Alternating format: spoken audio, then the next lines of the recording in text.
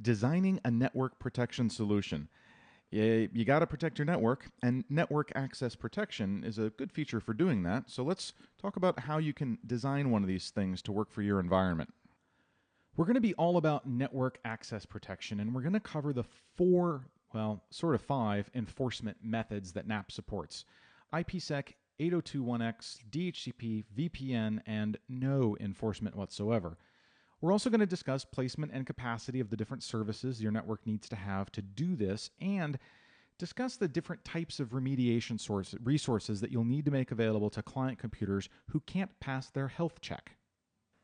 Now, network access protection is a pretty beefy topic, and although we're going to cover all of the design aspects of it, and we're going to look at some of the more advanced and unusual implementation side, you can learn a lot more about it in the CBT Nuggets series on exam 7412, including how to configure network access protection, how to configure the network policy server, all of the different radius configurations that you might set up, and how to actually create the NPS policies that dictate what a healthy system looks like as opposed to an unhealthy system. So the basic purpose of network access protection is to make sure that the computers that attach to your network, either maybe remote computers that are dialing in or even local computers that are installed in your LAN, to make sure that they're healthy before you allow them to connect and start accessing resources. Now, what does healthy mean? It can mean a lot of things, and you get to decide.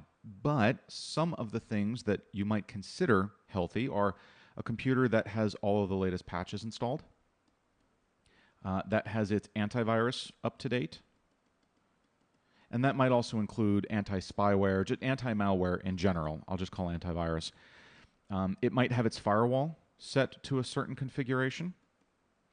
In other words, the idea is I don't want your computer connecting to my network if your computer might be sick or infected or compromised in some fashion. So before I let you connect to my network, I'm going to make sure that your antivirus is up to date, that your firewall is configured the way I want, so forth, because those things tell me your computer is a lot less likely to be harboring some dangerous fugitive.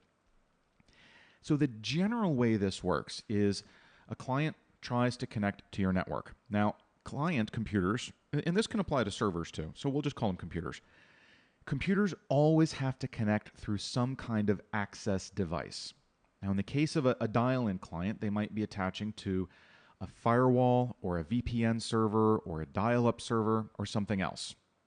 In the case of a client that's on your local area network, it's still going to be connecting to something like a switch. So it's going to be physically connected to the network somehow.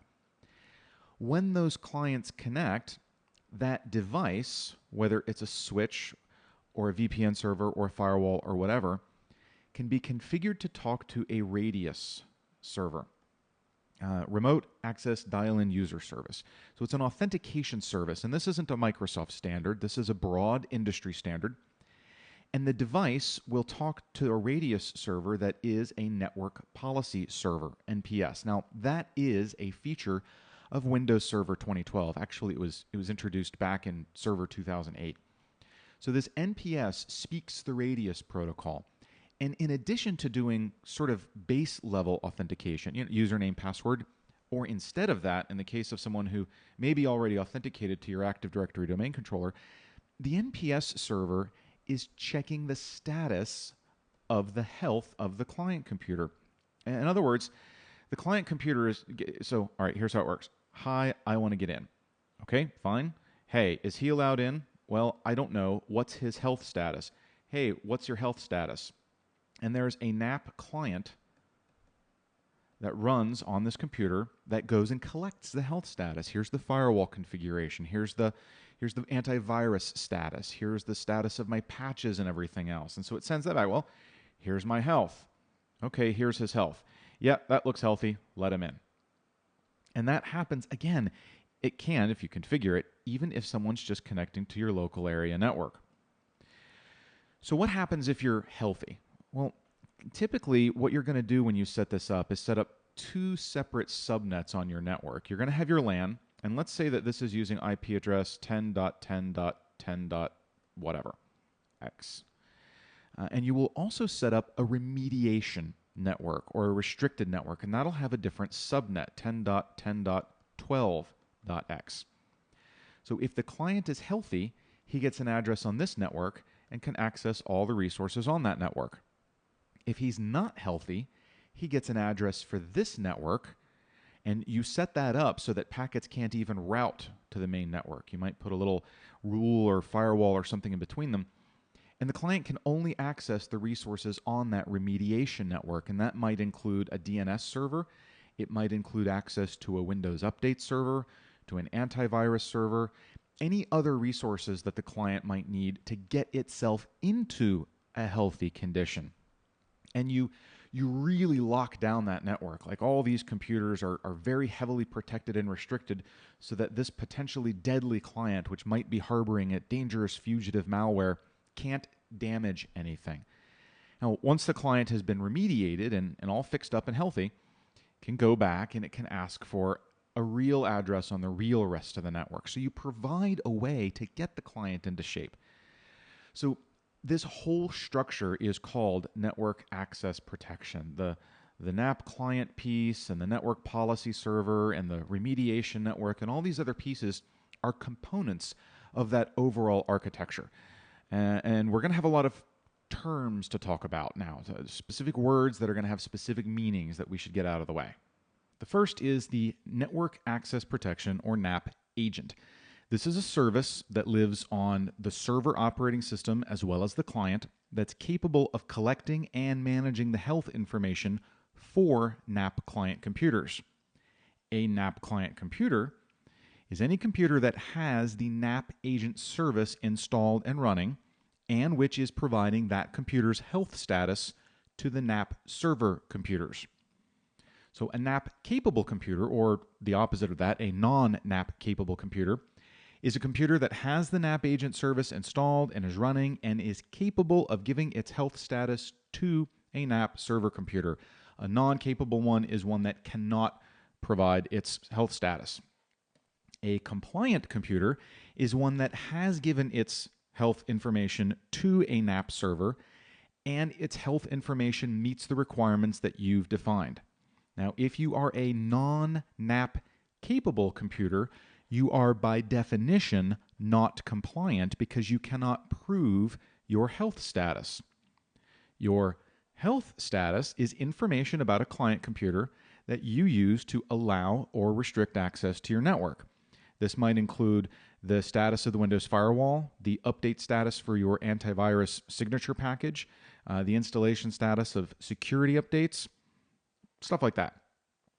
And finally, the NAP server is officially called a Network Policy Server, or NPS. This is a server that needs to be running a newish version of Windows. This was first introduced in Windows Server 2008. So this has the Network Policy Server role installed and configured.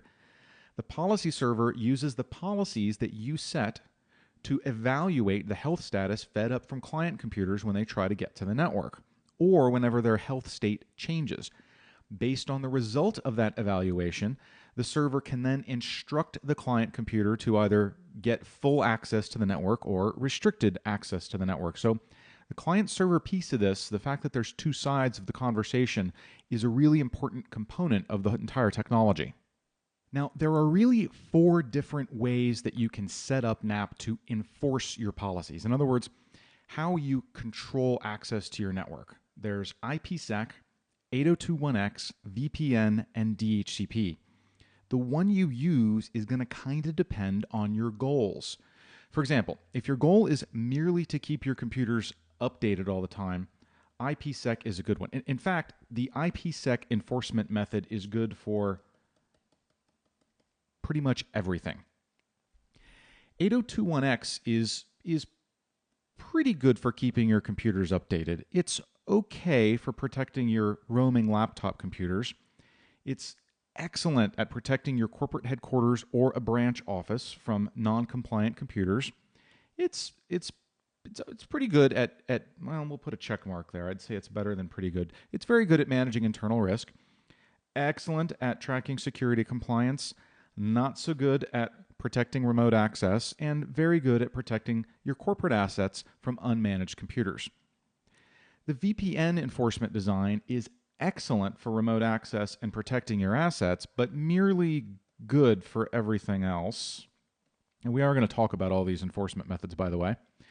DHCP, not good for protecting your corporate assets, not applicable to protecting remote. It's also, when it comes to protecting your corporate headquarters from noncompliance, not very good at that. And it's just good at everything else, but it's really easy to set up. So we are going to talk about each one of those 4 different models, because this is the real design decision, is which enforcement model do you use? So the first enforcement method, and the easiest one to think about, is no enforcement. Meaning you still have your network policy servers in place and you're still collecting health data from your clients, but you're only doing it for reporting purposes. You're not actually going to restrict anybody or lock them out of your network. Probably the easiest enforcement method to implement and talk about is DHCP. So we'll start there. Now, this presumes that you have Microsoft DHCP servers on your network and that they're the only ones handing out DHCP addresses. So let's just assume for a second that this is our main DHCP server. You do have to install the NPS role on it. So that's the Network Policy Server role. That does not mean all of your policies have to be configured there. If you want to help take up the extra workload, you can have that DHCP server talking to a separate NPS server. And all that happens is when your NAP-capable DHCP configured client computers, so we're pretty much talking XP Service Pack 3 or later for clients, probably I think 2008 and later on the server. When it requests an address from DHCP, DHCP says, hey, that's great, send me your health information, validates that they meet the health requirement, and if they do meet the health requirement, then they get an address on the main network. If they don't meet the health requirement, they get an address that lets them see the remediation or the restricted network. It's that simple. Now, this is by far not a foolproof mechanism, because an attacker, someone who gets onto your network who's trying to foil your will, all they have to do is capture a little bit of network traffic, figure out what a good static IP address is, configure their computer with a static IP address, and since they're no longer even relying on DHCP, then this entire thing goes away. So what this is really good for is a situation where you're primarily relying on clients that you trust. So you know they're your client computers. This is your office. The doors are locked. Attackers aren't really going to be able to plug directly in. And you just want to use this as an easy to implement way of making sure all of your client computers are healthy, updated all the time. You're not really relying on this as a hard wall to protect your network from intruders. You're just relying on it as kind of a belt and suspenders way, an extra way of making sure that your computers are configured properly. Most organizations would not implement this on a server computer. You obviously want your servers to be updated and protected, but on the other hand, if for some reason one falls behind on its patches, you don't necessarily want it to deny it access to the network. And keep in mind that we tend to configure our servers with static IP addresses anyway. So this whole DHCP enforcement thing wouldn't work there. But it is easy to set up. If you meet the requirements, if you're using Microsoft DHCP and all you have to do is really stick an NPS server in there, configure some policies, and you're kind of good to go. So it's a cheap and easy way of getting NAP into your network. Now the next technique is RAS, or what Microsoft will call VPN enforcement. I don't like calling it VPN because it does assume that your external clients are connecting not just via VPN, but specifically to a Microsoft Windows routing and remote access server. So you can't use this VPN level enforcement with just any VPN. It's got to be an RAS VPN. So essentially what happens, let's say that somewhere on my network, what the client is actually connecting to is an RAS server. That has to be running the network policy server role. It does not have to have all the policies configured. You can, just like with the DHCP method, set up a separate NPS server. So when someone tries to connect, RAS will talk to NPS, say, hey, are you healthy? Here's their health situation. Do they meet the requirements? And then they will be allowed to either access the main network, or if they're not healthy, the restricted remediation network. Now, the upside of this approach is that unlike DHCP enforcement, any VPN client will work with this provided it is NAP capable. Any client which is capable of initiating that VPN connection and which is capable of providing health information can participate in this whole mechanism. So practically speaking, you're probably still talking XP, SP3, and later for your client computers, mainly because that's the version of Windows, that's as far back as Microsoft went when they created this NAP client piece. So you still have to be NAP compatible. The good thing about this, though, is that also, unlike the DHCP enforcement mechanism, there's no real way to bypass this. You're not physically plugged into the network here. You're either dialing in or you're coming across the internet, most likely. Say you're sitting out in a hotel somewhere. You're out in the field and you VPN in. If the RAS server doesn't give you access, you ain't getting access. So it kind of acts as a connectivity firewall. It can authenticate you, so it knows who you are. It can authorize you, so it knows you're allowed in. And it can health check you. And if you don't meet all the requirements, it can either bar you completely or just allow you to get to the remediation network. This is really, really easy to set up if you're already using Microsoft RAS and if all of your clients are already NAP capable. Now, if you've got clients that aren't NAP capable, this all sort of falls apart. If you're using anything else for your VPN solution, then this isn't an option for you. The third enforcement technique is 8021X. Now, this relies on your network infrastructure, your routers, your switches, potentially firewalls, whatever else actually makes up your network, supporting the 8021X authentication protocol, and almost any recent device does support that.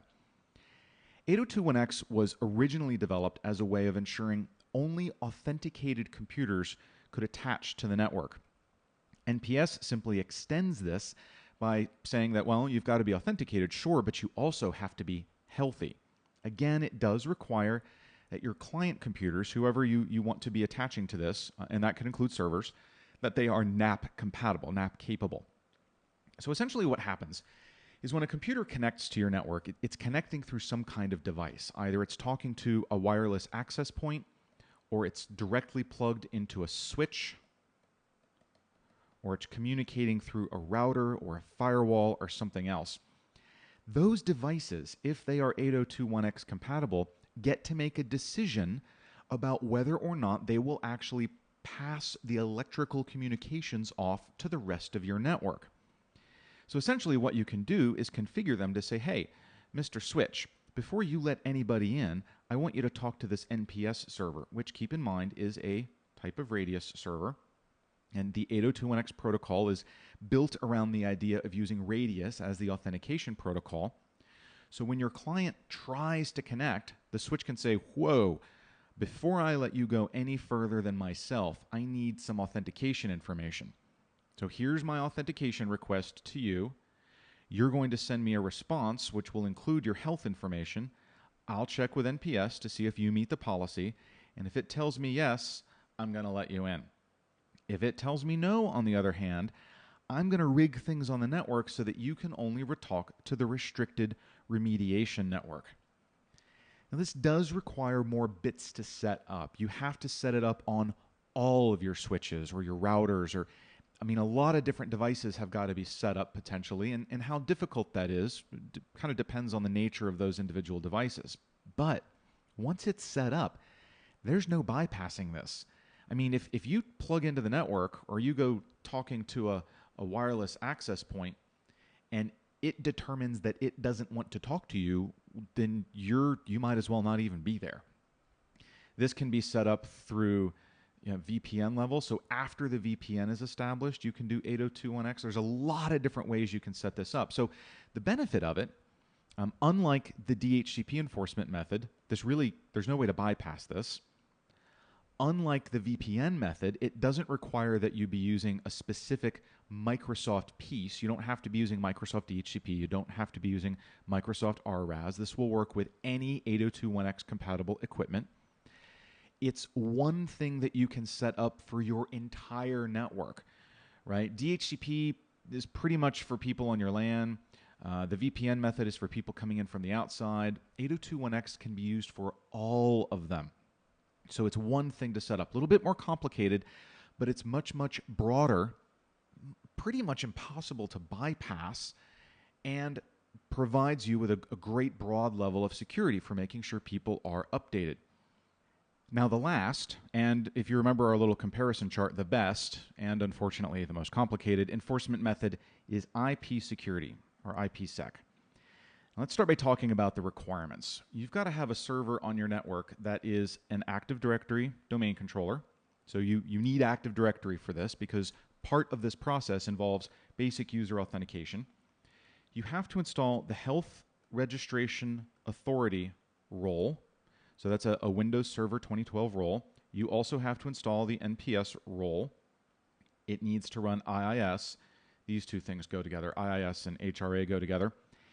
And somewhere on your network, you need a certification authority. So if you're using Microsoft's, that would be the Active Directory Certificate Services role. If you're using a non-Microsoft CA, that's totally fine. It needs to support the Microsoft Windows Client Certificate Enrollment Protocol. So that's a specific capability that the CA needs to implement. Now, all of this stuff can be wrapped up onto a single computer. It is likely in most environments you'll break those roles across multiple computers. You'll have one that's your CA. You'll have another that's your domain controller. Maybe you'll have another one that's running the HRA and IIS roles just to spread the workload out a little bit. But what happens is you configure the resources on your network with an IPsec policy. And you would typically do that through group policy. So you would tell your servers, you are only allowed to talk to computers that present a valid client certificate. You, my Windows Update server, you can talk to anybody. You, DNS and DHCP, you may also talk to anybody. They don't need a certificate. So when a client computer connects, whether it's via the local network or via a remote connection of some kind, like a VPN, it has to authenticate to the network, and your domain controller takes care of that. If it's healthy, it gets a certificate from the NAP CA, the Certification Authority. If it's not healthy, it does not get a certificate. If it doesn't have a certificate, it can only talk to those things that are willing to talk to it without a certificate. If something says, look, you need a certificate in order to talk to me, then no talkie. So one of the neat things about this is it's pretty watertight. There's no way to bypass this thing because if the server's not willing to talk to you, then you don't get to talk to the server. It relies on your existing network infrastructure, your switches, your hubs, if you still have those, your routers. They're completely oblivious to all of this. They don't need to worry about any of this because the communication enforcement is actually at the device level. You could even potentially, if you have printers that are compatible with this, you could configure your printers to only talk to machines that have an IPsec certificate. So if you get on the network and you're not healthy and you don't get a certificate, you can't even print. So you can really lock this thing down as much as you want to or as much as you need to. Another neat thing about this approach is that it doesn't require you to set up a specific remediation network. You can simply have resources scattered across your network that are willing to talk to computers that don't have a certificate. So infected or potentially infected, let's use the term unhealthy. Unhealthy computers are allowed to connect to your entire network. They just can't talk to any resources that aren't willing to do so. And it's the health determination that determines whether they get a certificate so they can talk to those things. Now, a lot of people assume that IPsec immediately presumes encryption. And so they think, well, I don't want to go down this IPsec approach because as soon as I start using IPsec, it means communications between these computers has to be encrypted. And that's a lot of extra overhead, and it's going to be a performance impact. And that is not true, categorically not true. Encryption is one of the things IPsec offers, and having an IPsec certificate certainly creates the opportunity for encryption, but that's only one of the things. A certificate is good for encryption as well as identification. And the way you would normally hear identification referred to is authentication. So simply having a certificate does not mean we have to start doing the higher overhead encryption stuff. We can simply rely on that certificate to identify you. It's kind of like a pass. Imagine that you go to a party and you paid to get into this party. It's a big promotional thing, maybe at a nightclub. You went to Las Vegas, you went to a nightclub, and they had two entry options. They had the $20 option that just got you in the door, and they had the $600 VIP option. And that not only got you in the door, but it let you go to a private bar, and it let you go to a booth, and it let you talk to whatever celebrity was celebrating their birthday that weekend. So this is the IPsec certificate piece. This is the person whose health was validated. Anybody can get into the party and go dance on the floor, but only these folks can take advantage of those special services. It doesn't mean that you have to speak to the celebrity in code. It just means you're allowed to talk to the celebrity. You've got the right wristband that gets you in the VIP area. That's all this has to be used for. Now, some organizations may well choose to implement encryption as part of this because of different requirements, but that has nothing to do with network access protection. That's an additional set of requirements that you might choose to use. NAP simply relies on you having that wristband to get into the VIP areas of the network.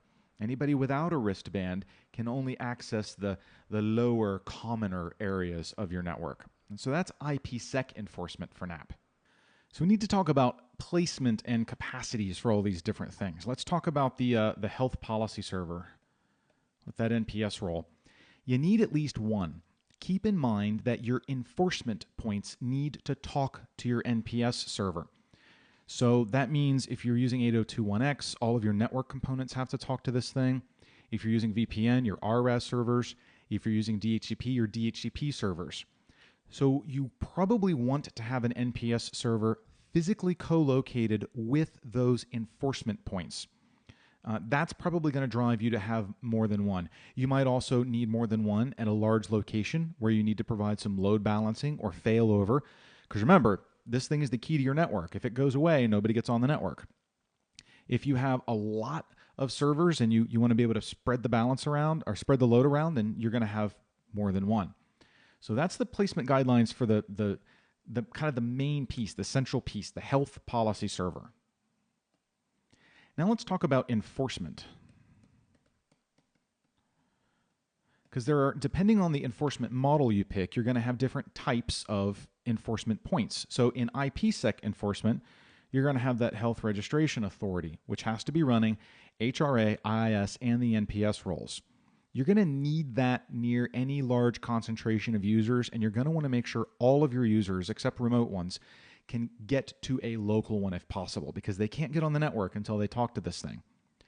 In 802.1x, it's your switches and stuff. It's your network infrastructure that's going to be the enforcement points. Those are already in place. For the VPN, it's your RAS server, which is probably already in place. For the DHCP model, your DHCP servers. This means your DHCP servers are going to be working a little harder than usual. So you might want to have a second server or a third server, something like that, to take up that extra workload. So just kind of think about the placement of those things. Now, the next piece is in an IPsec situation, you're going to have your NAP CA server. So anytime you've decided to go with the IPsec enforcement, you're going to have a NAP CA. If you don't go with the IPsec, then you don't have to have a NAP CA. But the deal is the CA has to be available to the HRA. So if you've got more than one HRA, you probably are going to have more than one CA. Just, that's kind of the planning guideline there. Now, this whole health thing is designed to be extensible. Your policy server is going to determine what is considered healthy and what is considered not healthy based on the information either you give it or that it gets. And there's little plugins called SHVs that are designed to let your policy server talk to things like your antivirus signature server, to domain controllers, to other proprietary servers or services. So it's going to talk to those, and you need to make sure that it's able to get to them in a timely fashion so that it can continue to, service its requests. Now, the last thing you're going to need to consider the placement of, a little clear screen here, are your remediation. Keep in mind that if your network access protection architecture includes the use of a remediation network, that is, a network that has a subset of services that non-compliant computers can talk to, that this is the only set of things a non-compliant computer will be able to talk to. You need to make sure it's got everything it needs to operate. Now, it's easy for me to say, well, maybe it needs antivirus. Maybe it needs Windows Server update services. Maybe you're going to put some System Center stuff so it can get System Center packages and things like that. It's probably also going to need access to a domain controller so that it can authenticate to those other things. That means it's going to need DNS so that it can find those other things. There's going to have to be some DHCP involved so that it can get an address. You may need troubleshooting services so that you can figure out what's going on with that machine. You might want to have, scanners and analyzers and anything that you need to fix a client computer that is non-compliant or that it will need in terms of basic network infrastructure needs to be provided on that remediation network. And that should ideally be placed within physical proximity to the client computers so that they don't constantly have to traverse a wide area network link if they're downloading a bunch of software to bring themselves back up to date. All right, capacities. Your NPS servers are actually using the Radius authentication protocol. This is a very efficient protocol. It uses user datagram protocols rather than the TCP protocol, so it's very, very efficient. A single NPS server is multi-threaded. It can service multiple simultaneous requests. It's stateless, so it doesn't have to allocate resources for each transaction. One server can handle a lot of capacity. You're probably going to want at least 2 for load balancing, but also mainly for redundancy. And the only other reason to have more is if you need physical co-location in multiple places. Now, in terms of your NAP enforcement servers, you've really got 3 to worry about in the Microsoft world. I mean, I'm assuming your switches are already up to speed for your network, so you don't have to worry about those. But you've got your HRA for IPsec, you've got your VPN, and you've got DHCP. If your DHCP infrastructure is already handling the user load, you probably don't need more. If it's like right on the edge, you might want to bring in another to balance the workload. If your VPN servers are already handling the workload, then they're going to be fine. So the only thing that would be net new in your environment is an HRA, which you're going to be getting into if you have the IPsec method. These things are pretty robust. I would worry a little bit more about the CA that needs to go along with that. I think it's a matter of testing. There's like no hard numbers because it kind of depends on if you've put another role on there, if the thing is handling other things. But typically speaking, you want your NAP CA dedicated to issuing just NAP health certificates only. You don't want it issuing other types of certificates. You don't want it performing other functions. In terms of the 2 different types of CAs that Active Directory Certificate Services supports, you can use standalone or enterprise. A standalone has fewer features, and so it can perform at slightly higher capacity in a high certificate volume environment. So you might even set up a totally separate PKI just to support the IPsec functionality.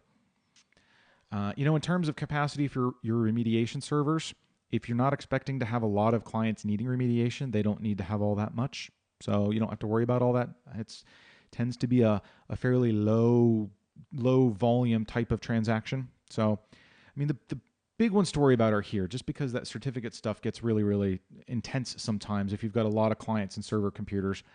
But kind of measure it out and pilot this a little bit. Definitely do this in a lab and see what kind of things you get. There are no hard published numbers on this many clients per server. It gets into these, what time of day are they connecting, everything else. So it's something you would pilot in your environment first to see what kind of load you think you're going to need to be able to support. Now, I bet you'd love to see some of this stuff, and I'd love to show it to you. So this is my NPS server. This is the NPS server console. And this is where most of your network access protection stuff gets configured. So one of the first things I want to cover is the concept of a system health validator, or an SHV. These are essentially little client plugins that run on your NAP-capable client computers. You configure them, and then you enable those in a health policy. So let's just start with configuring one. So we're starting with the basic built-in one here. This is the Windows Security Health Validator. And the reason this is considered a pluggable architecture is that potentially you could write your own, but really it's intended that other software vendors, like independent software vendors, would write these little health validators. So let's go into the settings for this. We'll take a look at the default configuration that's in here. And this is where you get to decide what is considered healthy by this validator. And you'll notice that it's broken down by operating system because the different versions of Windows have had different capabilities. So with Windows XP, I can say, look, you're only healthy if you have a firewall enabled for all connections. You have an antivirus application. It's up to date. Automatic Windows updates are enabled. I can say that I want to restrict access to clients that don't have all available updates installed, and I want to make sure that they at least have all the criticals. Everything else I can live with. On the Windows 8 side, Windows 8, Windows 7, Windows Vista, you get a little bit more. You get the spyware in here as well. So that's something you can add for those. And then you can also specify that restricted access for clients, critical and only, we'll say. You can say, look, okay, so they can receive updates from Microsoft Update, in other words, the public one, or do I also want them to be able to receive updates from WSUS, Windows Server Update Services? Now, because I don't have WSUS installed here, I can't enable that in this policy. So we're going to turn that back off. I can create as many of these configurations as I want. Once I've created them, oops, let the snap-in get hold of itself there for a second. Stop that. Once I've created them, I can start setting up health policies, and these are the things that actually get evaluated, and it's a combination of what health do I want you to have, what network do I want to authorize you to, and so forth. So this is kind of where all the different configuration components come together as one. The accounting side of it is where the reporting happens. So this is where you can start to monitor people. Again, remember at the very beginning of this nugget I said you can choose no enforcement, but still use every other piece of NPS. You're still validating people's health, and you're accounting for it. So this is where you would configure accounting. This is where you configure the log file. You can even log things to a SQL server if you want to. But if someone isn't healthy, I'm not going to do anything about it. This is a great starting mechanism for NPS because it lets you see how much trouble you're going to be in, how many people you're going to be keeping off the network because they're not healthy. Start with report-only mode, no enforcement, and then configure all of your accounting. And you can decide where this gets sent to. Does it go to a SQL database, a text file, to both? Use a SQL server first, and then if you can't reach it, use a text file. So you can kind of configure all of those accounting locations and options. And finally, keeping in mind that NPS is just a radius server, this is where you can set up groups. So this particular NPS server is capable of acting as a proxy. It's going to receive radius requests, but it's not going to evaluate them itself. It's going to send them off to this remote radius server group. And that's how you can set up workload balancing and failover. So rather than having this one server have to handle all the radius requests, and in a busy environment, it could potentially be too much, it's just going to pass them off to a group of radius servers, and if one of that group gets overloaded or dies, it's okay because there's others in the group.